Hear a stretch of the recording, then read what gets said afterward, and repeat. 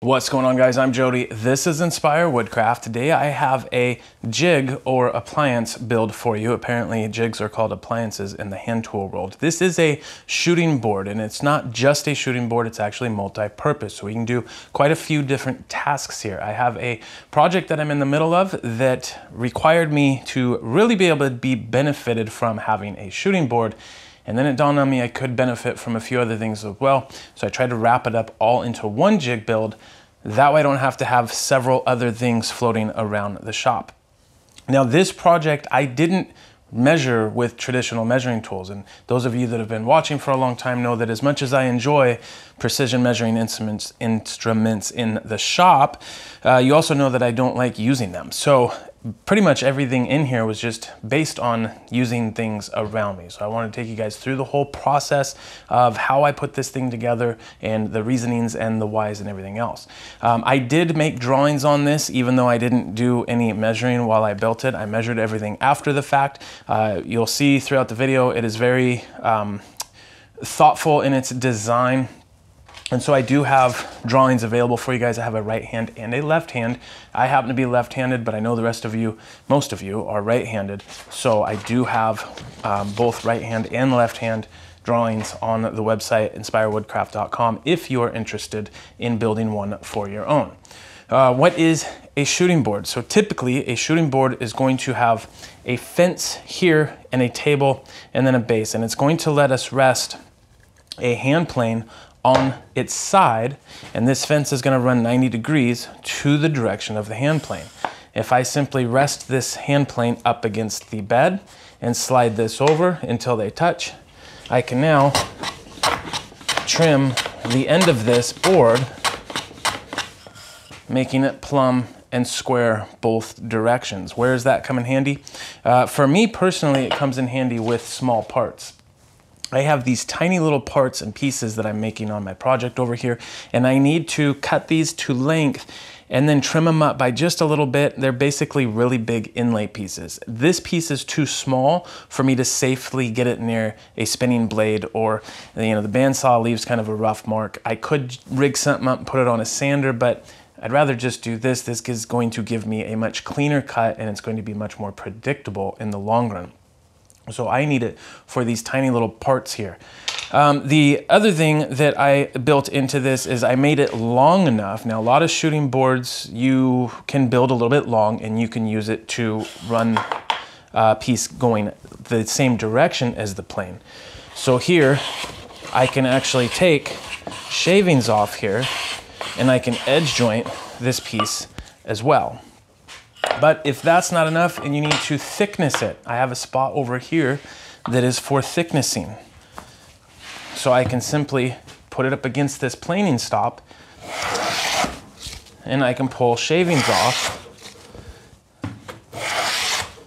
That is really useful for another part of my project, which is taking these strips and laying them down here in shorter sections and being able to thickness this down. Now, I've cut these on the table saw, but even with a decent blade and a decent push stick and a decent saw, I still get a little bit of burn marks, or I still get a little bit of saw kerf marks. I don't want that. So if I lay this on here, I'm able to throw this plane on here and just shave off a thousandths, couple thousandths. One, it gets me a very precise fit in my project because these are getting inlaid, but two, it also takes out any of the variables and inconsistencies left from the saw. The fourth thing that I incorporated into this is a spot to put, to cross cut. So if I got stuff all over the place and I don't know where, if I take my saw here, now I have a Japanese pull saw, which means that it cuts on the pull stroke. But I have a saw kerf in here at 90 degrees and two at the opposite 45, which means that I can drop this in here and this cut will be plumb and straight and 90 degrees as much as I want. And then I can trim up that end with the shooting board. So hopefully this is all making sense. Let's take you over and show you the project that I'm doing really quick, just so you guys get a better idea of what I'm up against and why I need something like this.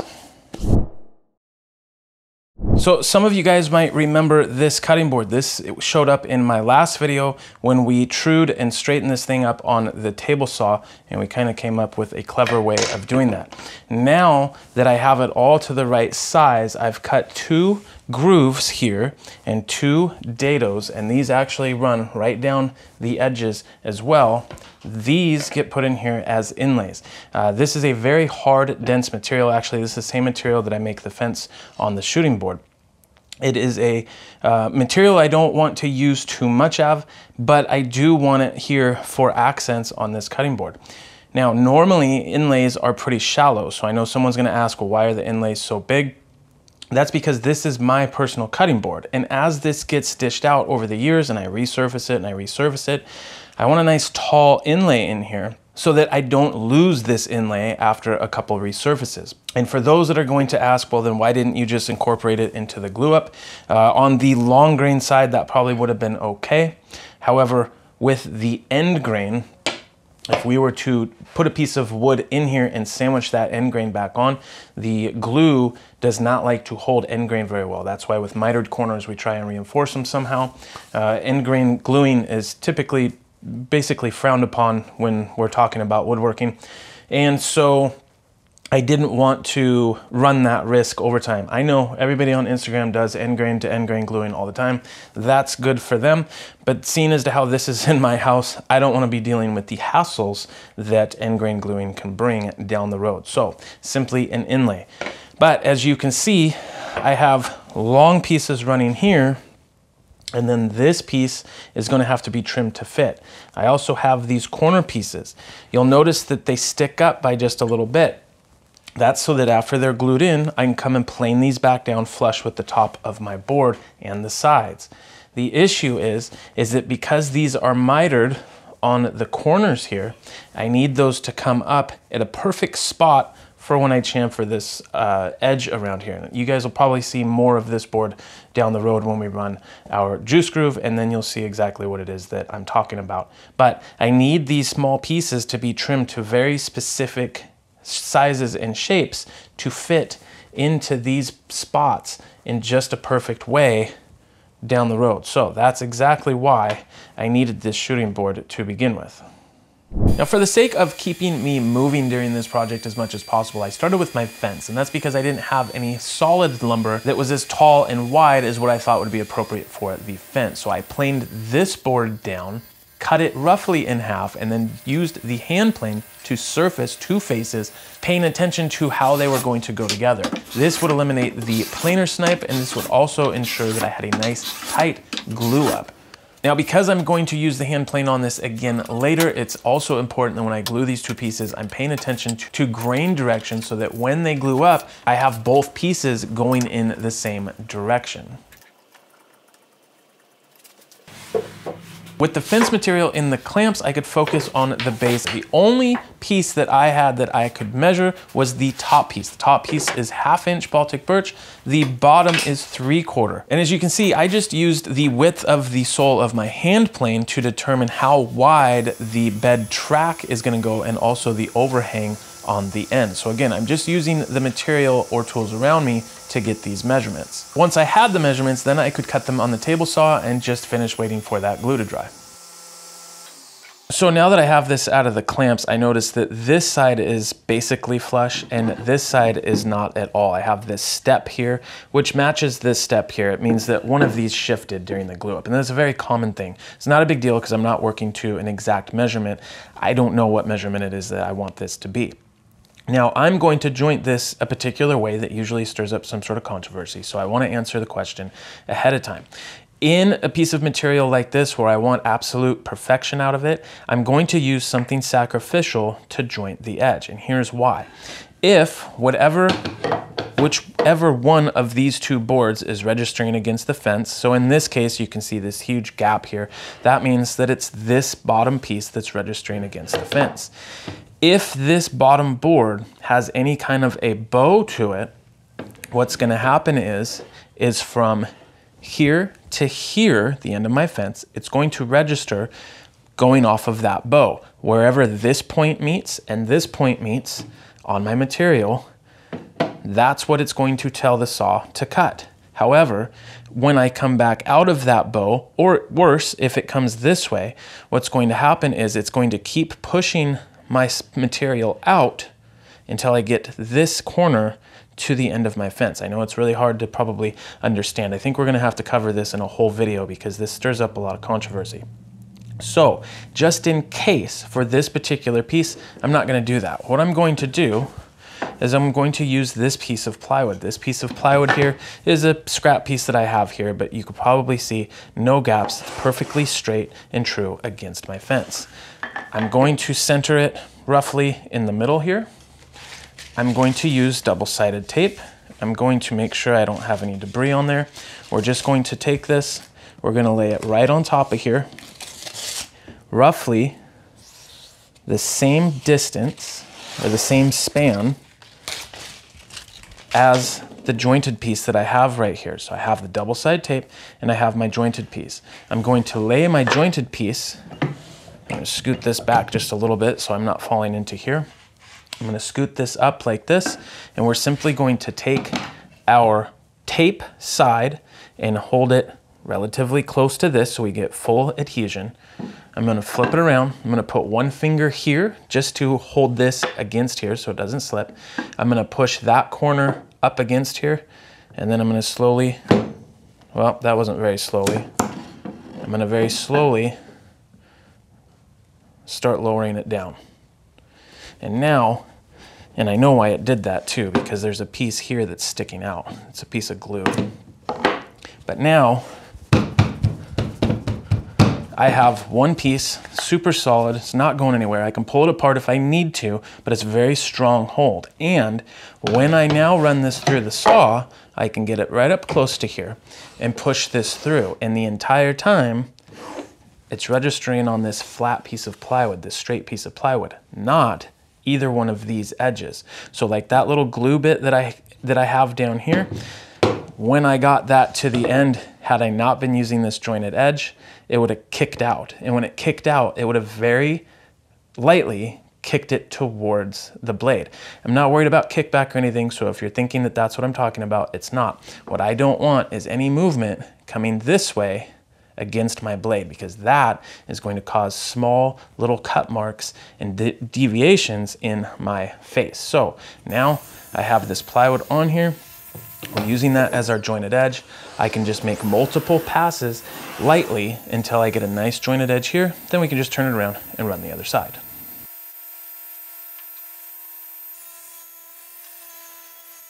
Now that the fence is all trued up, I could flush one end, and then using my table saw fence as a reference, I can just use the plywood to get the measurement for the length overall of what my fence needs to be. Now, this is why I said it's important to pay attention to grain direction. Had I glued one of these with the grain going the opposite direction, I would have ended up with tear out on one half of one side, and then the other side would come out fine, and it would have been unbearable. But I wanted to get this with the hand plane to make sure that I had nice, true, flat, straight edges to use as my fence. Then I could use the fence itself to determine where I needed to cut that 1/2 inch plywood to go on either side of the shooting board fence.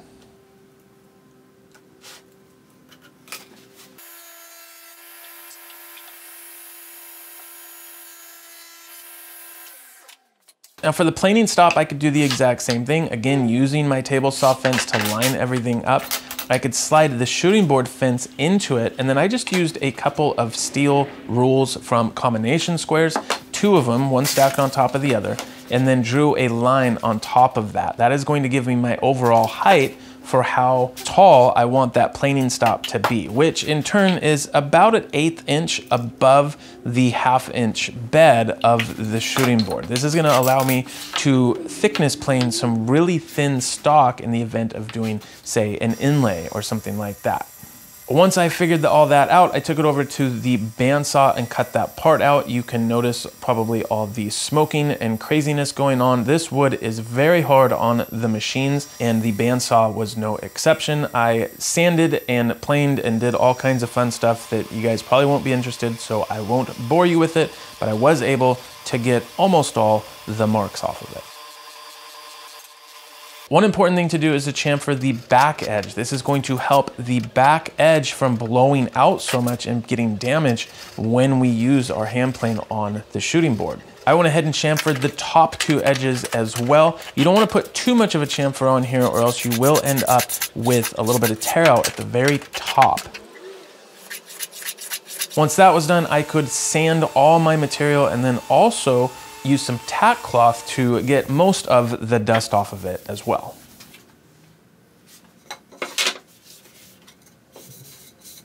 All right, I am all ready to assemble. What I'm gonna do is use my table saw as a workstation, and that way I can lock my fence down and have a positive registration for all this stuff to line up against. I have the base part just sort of wedged in here with this block of wood, and that's just to keep everything still.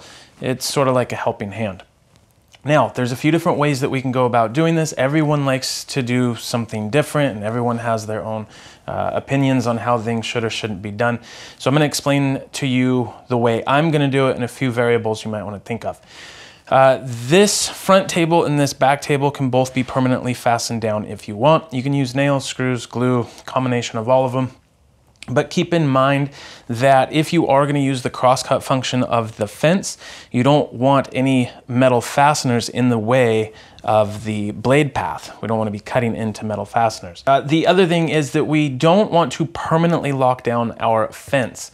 Think about this. If you primarily use this as a shooting board, and because of habit or how you work, you're constantly slamming this front corner of your material into here first, and over time, you start to develop a little divot. Now on a longer piece like this, not gonna matter because you're gonna be able to bridge that, and this span is gonna absorb any little variances. But what about a very small piece? A very small piece, when you slide this up there, it can fall into that divot, and now you're no longer 90 degrees to your fence. So what you wanna be able to do is take this out and refinish, sort of resurface this front. It should never fall out of square necessarily, but it can get beat up over time. In order to do that, this needs to be either, you could use a couple screws and fasten it from the top or from the bottom for a little bit cleaner look. You could honestly, if you had it so that it drop down, you could use double-side tape. I mean, it's just something to keep it still. But what we're gonna do is we're actually gonna wedge it in here. And the way we're gonna do that is we're gonna fasten this one first, then we're gonna fasten down this panel, and we're actually gonna scoot it out just a little bit. Not that much, that was dramatic, but we're gonna scoot it out a little bit and create a wedged effect. Now I'm gonna go over that with you guys here in just a second. One thing that I want to say, because what's gonna be asked is if I take this out and I surface this edge, then it's gonna be narrow and it's not gonna fit into there. Correct. However, if this is where it lived, if you took something and just marked at the base down here, where the table meets the fence, just mark that out. And then when you slide this out of here, you have a guide for where you actually need to remove material. Don't remove any material at the base here. That's never going to be touched or even seen by anyone until this comes out. Just do this front part here at the top where material actually sits. You'll be good to go. All right, now I'm going to do something that most of you are probably gonna grumble about. I'm actually going to use 2-inch double-side tape to fasten these panels down on here. Now, before you turn the video off and tell me that I'm a complete idiot, it's my job to do stupid stuff like this. I've used this double-side tape for years, and I've got many things around the shop that are still held together after all these years by using this exact same brand of tape. I consider it to be my job to do silly stuff like this to get more of a better understanding for what the limits are of certain applications. I've got projects that I've just used glue on with no mechanical fasteners that have held up over time. I've used just nails with no glue on projects that are still living after all these years. So this is sort of an experimental process for me. I have no reservations on this. I know this is gonna last a long time, but like I said, it does give me an opportunity to experiment, which of course then I can share with you guys, and that's a good thing. So I'm gonna start with this back panel. Whether you were to use tape, nails, glue, either way, I think start with this back panel. And when we fasten this down, we're going to put some pressure on this. Let me put this tape on here and I'll show you what I mean.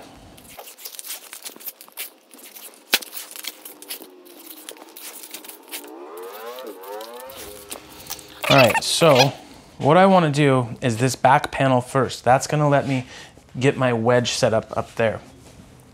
I don't need these to be perfectly in line, left or right, as I'm looking at them. What I do need is for this panel to be adjusted left and right. But those two need to be there for positive registration. I'm going to set this end up against that. I'm going to lower it as much as I can here. I'm just going to line up this front corner with the edge, and while pushing on it like this, I'm going to continue to push on it that way as I bring it down. Once it touches, I can just make sure that my tape here, in my case, has full adhesion on all the strips. All right, now I can focus on this panel. One thing that we want to keep in mind is these two need to be in line. So if you take scrap, straight scrap, if you want, you can line these up either way. You could also use the plain body itself. I'm not going to, because then you guys aren't going to be able to see what it is that I've got going on. So we're going to use this piece of material here. I want to make sure that it is indeed in line. Okay, so I have my scrap piece of material here and I'm ready to go. We are going to make sure we're clean and clear here. Let me throw this on here before I forget.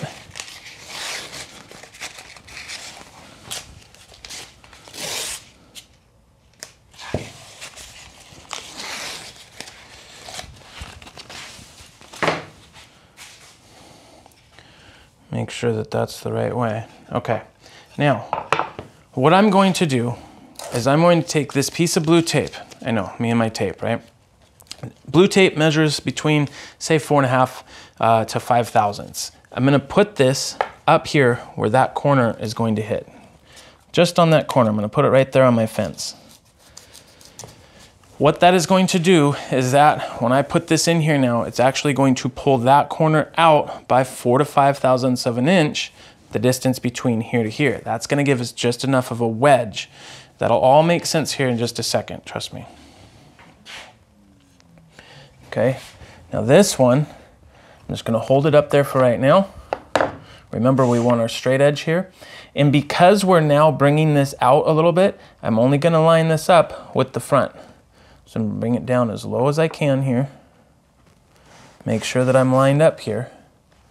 I'm going tight against this corner, tight up against there, and down. And when I run this through, I should not be hitting that corner at all. There also shouldn't be any kind of rocking back and forth this way. These two should be nice and in line. That way our plain body can go through there, okay? And now if I did this right, this fence should drop in here and then get tight as I go, which it is. Now I can kind of push it by hand up till about here, and now I need to tap it in. And that wedging action is exactly what we're looking for. Now that thing can't go anywhere, and I don't have to mechanically fasten it. And like I say, if I need to take this out down the road and true that edge up, I can simply tap on it and bring it out of there, square that up, drop it back in without ever changing the thickness or the size overall of this. And it also means that if I need to eventually make a new one,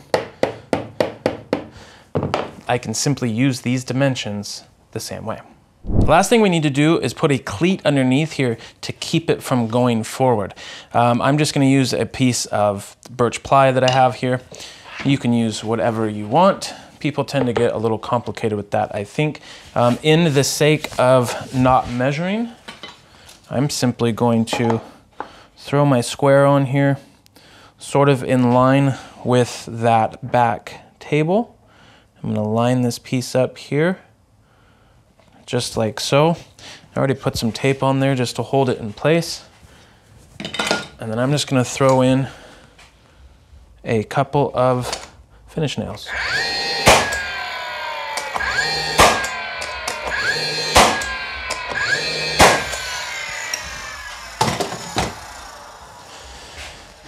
Now, this is going to hook it to your bench, or in my case, my table, and no matter how hard I push on that when I'm planing, it's not gonna come off. Now, you can fasten this again with screws or whatever you want.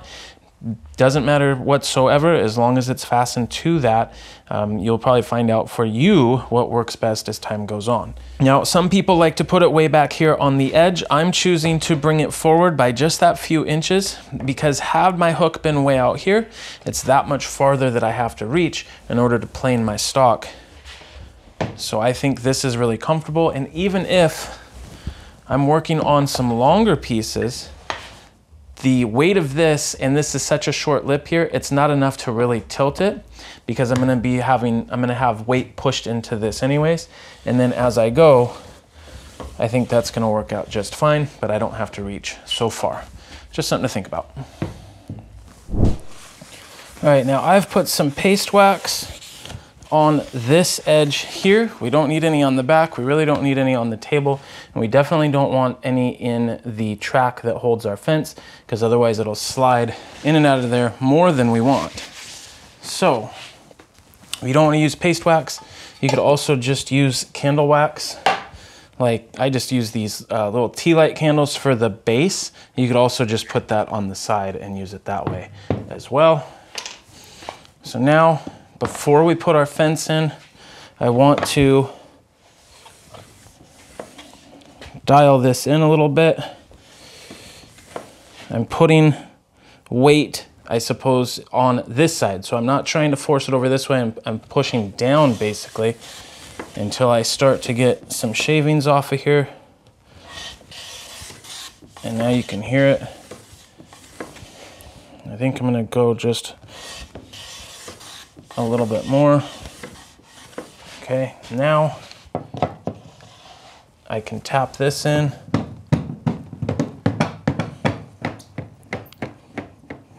And I don't necessarily want to go all the way out.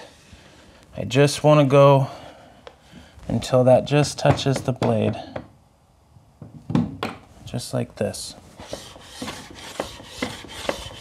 And it'll take care of anything on that back side. That chamfer there, that's why we cut that ahead of time, is so it limits the amount of blowout on that back side. This is a piece of walnut here.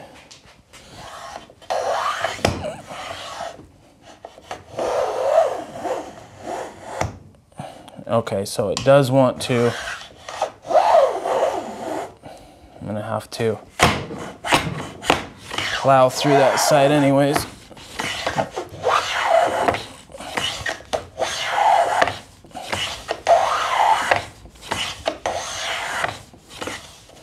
All right, so now I have a nice jointed edge here. And if we turn that around,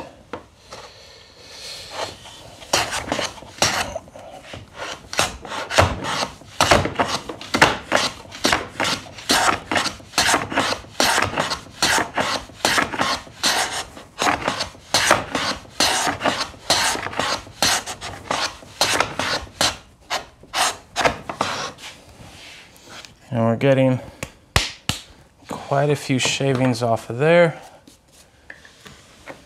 Now keep in mind, I'm taking a really deep cut here. Just want to make sure that we're not missing anything there. Nope.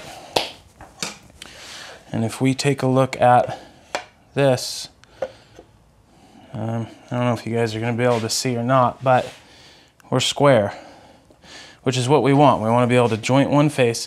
We want to be able to shoot the end of it and have everything turn out square, which is what we have here. Now, again, like I said, for me, it's experimental. If I find out that this starts moving too much, I'll go back. I'll probably use a combination of super glue or CA glue and wood glue if I find that beating on this eventually pushes that back edge off. But for now, I think it's gonna actually work out all right. All right, I think that is about it. The only other thing that I can think of that needs to be addressed is cutting 45s. They're not cutting 45s, but shooting 45s. A lot of times what you can do in that situation is simply get a known 45 source, and it doesn't have to be a fancy square. It can be a plastic square. It really doesn't matter. Hold that up against the fence. Hold your piece up against that, and you can just barely get it right on there. Let's see if I can screw this up for you guys, so that you can actually trim 45 degrees on this. So I know you could cut at 45. It doesn't really do you a lot of good if you can't shoot them at 45. So I just wanted to let you guys know there is a way. I just couldn't figure out a way of really incorporating that into this build, and I don't really need to do a lot of 45s. The 45s that I have on that project, the 45 itself, the angle can be cut here with the miter gauge at the table saw, but I need to trim up those 90-degree ends to get it closer and closer and closer for my inlays. So that might be a question that pops up. Hopefully that answers it. I think that's all I got for you guys. Don't forget, if you do appreciate this design, even if you hate me for using the double side tape, I did make the drawings up available on the website, and I will try to remember to put a link down in the description. Other than that, that's all I got for you guys. Thank you so much for watching. As always, see you guys in the next one.